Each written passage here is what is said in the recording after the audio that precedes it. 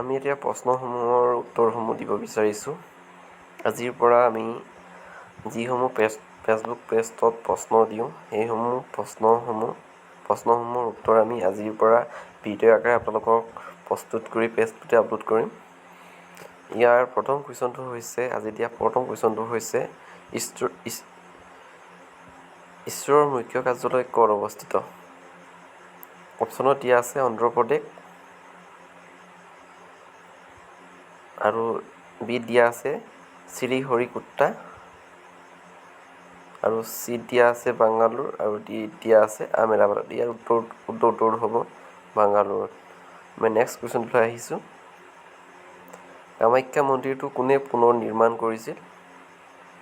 অপশ্যনত দিয়া আছে নৰনাৰায়ণ, চক্ৰধ্বজ, চিলাৰায়, বিশ্বসিংহ। ইয়াৰ উত্তৰটো হ'ব নৰনাৰায়ণ। ছেকেণ্ড কুৱেশ্যনটোলৈ আহিছোঁ এতিয়া। নেক্সটৰ কুৱেশ্যনটোলৈ, অসমৰ সৰ্ববৃহৎ ৰাষ্ট্ৰীয় উদ্যান কোনখন?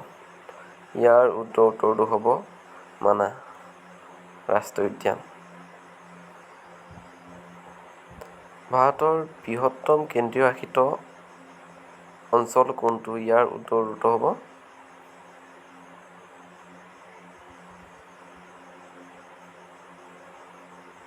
আন্দামান। নেক্সট কুৱেশ্যনলৈ আহিছোঁ। ভাৰতৰ উচ্চতম বিমানবন্দৰ কোনখন? ইয়াৰ উত্তৰটো হৈছে লেহ লাডাখ। এখন বিভিন্ন জনগোষ্ঠীৰ কেইটামান উৎসৱৰ অনুষ্ঠান বিষয়ে আমি এই পেজটোত আপলোড কৰিছিলোঁ, ফেচবুক পেজটোত। আলি আই লৃগাং মিচিংসকলে উদযাপন কৰে। আপোনালোকে চাই ল'ব, এইটো ফেচবুক পেজটোত দি দিছোঁ। এখন কালি আপলোড কৰিছিলোঁ DSৰ নন টেকনিকেলৰ এক্সাম, 19 জুন তাৰিখে হ'ব। এই নটিছখন আপলোড কৰিছিলোঁ কালি। আমি নেক্সট কুৱেশ্যনটোলৈ আহিছোঁ এতিয়া। আপোনালোকে চাই ল'ব, ভাৰতৰ প্ৰথম ৰাষ্ট্ৰপতি ৰাজেন্দ্ৰ প্ৰসাদ আছিলে। ভাৰতৰ প্ৰথম প্ৰধানমন্ত্ৰী জৱাহৰলাল নেহেৰু। ভাৰতৰ প্ৰথম চলচ্চিত্ৰ পৰিচালক দাদা চাহেব ফাল্কে।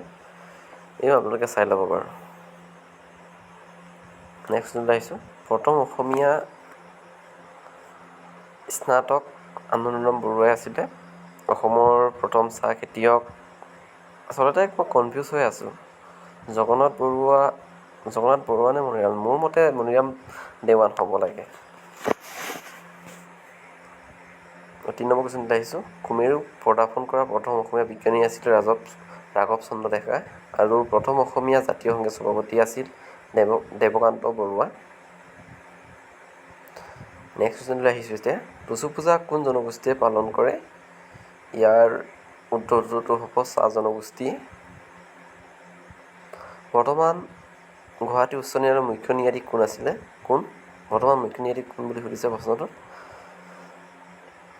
ইয়াৰ উত্তৰটো হৈছে অপশ্যন নাম্বাৰ ঘ, এন কীৰ্তিশ্বৰ সিং। আগতে আছিলে অজয় লাম্বা, এতিয়া সলালে কেইদিনমান আগতে এন কীৰ্তিশ্বৰ সিং।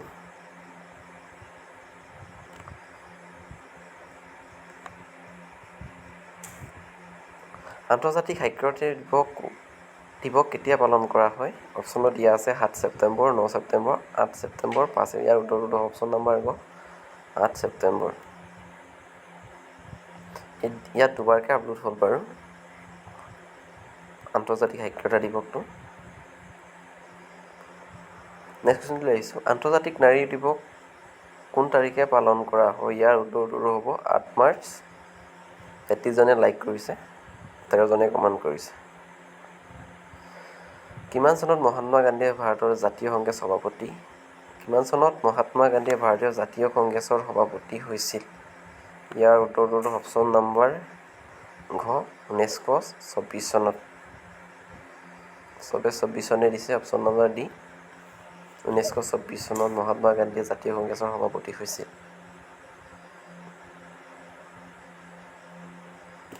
ইয়াত ভাৰতৰ জিঅ'গ্ৰাফীৰ বিষয়ে ইয়াত আপলোড কৰিছিলোঁ। এইটো আপোনালোকে নিজৰ ফেচবুক পেজত গৈ চাই ল'ব। ইয়াত আছাম হিষ্ট্ৰী, জিকে আছামিজটো আপলোড কৰিছিলোঁ। আপোনালোকে চাই ল'ব পাৰে।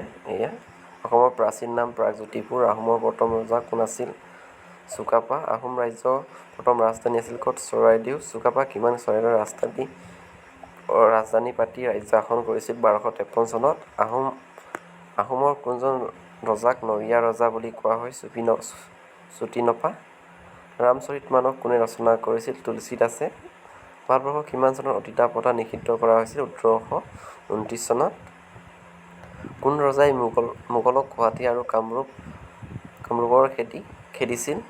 জয়ধ্বজ সিংহ। আপোনালোকে এইটো চাই ল'ব। প্ৰশ্ন দি থোৱা আছে ইয়াত। ইণ্ডিয়ান হিষ্ট্ৰী উইকেট PDF দি থোৱা আছে, আপোনালোকে ছেভ কৰি পঢ়িব পাৰে। লাইভ আহিছিলোঁ মোৰ বিশেষ অসুবিধা হোৱাৰ কাৰণে। 5টা লাইক আহিছে, অনলি 4।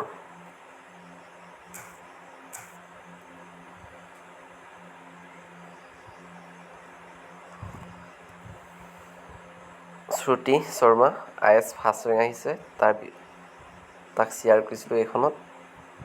তেওঁ কুৱেশ্যনটোলে জালিৱানৱালাবাগৰ হত্যাকাণ্ড কেতিয়া হৈছিল? ইয়াৰ উত্তৰটো হ'ব অপশ্যন নম্বৰ 1919 চনত। অসমৰ জাতীয় উৎসৱ কি? বিহু। ভাৰতৰ ইতিহাসৰ PDF দিছিলোঁ 55টা, আপোনালোকে চাই ল'ব পাৰে। চাই ডাউনলোড কৰি ল'ব। হোৱাটছআপ গ্ৰুপ এটা দি থোৱা আছে, খুলি থোৱা আছে, আপোনালোকে ইয়াত গৈ জইন হৈ ল'ব পাৰে। DH এক্সামৰ গ্ৰেড 3 টেকনিকেলৰ কুৱেশ্যন আছিলে এইটো। কুৱেশ্যন পেপাৰ আপলোড দি দিছোঁ আপোনালোকক। এই ভাৰতীয় সংবিধানৰ বিষয়ে ইয়াত 25টা PDF আপলোড কৰিছিলোঁ, আপোনালোকে চাই ল'ব। ক'ত কেতিয়া কি কিবা কৰিছিলে আপোনালোকে চাই ল'ব পাৰিব। সম্প্ৰতি ঘটনাও এই আপলোড কৰিছিলোঁ, PDF আছিলে। অসমৰ জনবহুল মহানগৰী কোনখন? অপশ্যন নম্বৰ গুৱাহাটীয়ে হয়। অসম সাহিত্যসভাৰ জন্ম নিম্নলিখিত কিমান চনত হৈছিল? 1918 চনত। চাই ল'ব পাৰে আপোনালোকে। আজিলৈ হ'ব পাৰে।